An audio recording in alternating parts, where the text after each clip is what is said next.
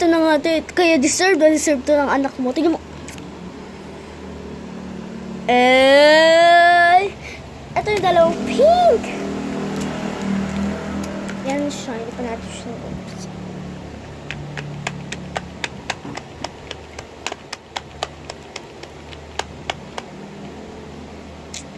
Boy, sorry. Sorry. Ano ba ginagamit? Dadalhin ko na talaga to.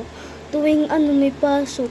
Kasi since palagi ako pupunta pag may pasok doon sa doon sa crush ko. Kasi may kaibigan ako doon sinusundo ko kasabay ko Kapit-bahay ko lang siya Kaya sumasabay at wala siyang sundo. Hindi kami nasusundo. So excited ako ulit akong makita si crush.